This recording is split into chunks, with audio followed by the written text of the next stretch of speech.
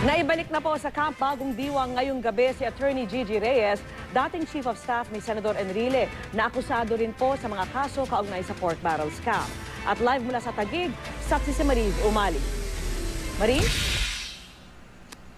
Vicky, todo guardyado ang convoy ni Attorney Gigi Reyes nang ibalik siya dito sa female dormitory sa loob ng Camp Bagong Diwa sa Taguig City.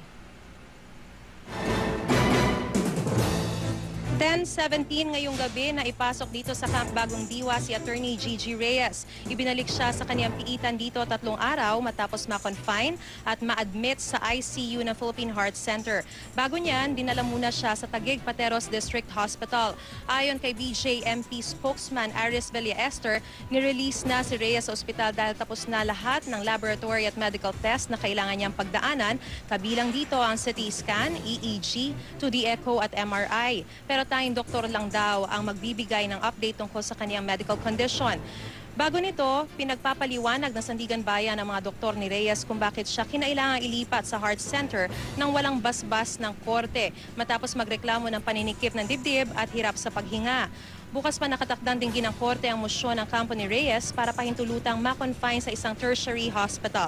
1 linggo muna siyang mananatili sa unang palapag ng Taguig City Jail Building, partikular sa livelihood room na 3 by 3 square meters ang laki, bago pag-aralan kung ibabalik na siya sa 4th floor. Solo niya ang kwarto na may electric fan, maglalagay rin ng rubber mats para matulugan sa sahig. Kailangan daw kasi siyang i-isolate dahil may radiation pa sa kanyang katawan matapos sumailalim sa serye ng medical test. By virtue of doctor's recommendation, accused Gigi Reyes was released from Philippine Heart Center and eventually transferred to Taguig City Jail Female Dorm. Ilalagay po namin siya sa isang isolation room at 1 week po siyang 1 week po siyang i-isolate dahil po siya ay may radiation pa. Hindi pa po siya maaring ilabas or hindi pa po siya maaring isama sa ibang mga inmates po. Meron po tayong naka-standby na doktor para sa kanya, si Dr. Claveria, at meron din po tayong naka-standby na nurse.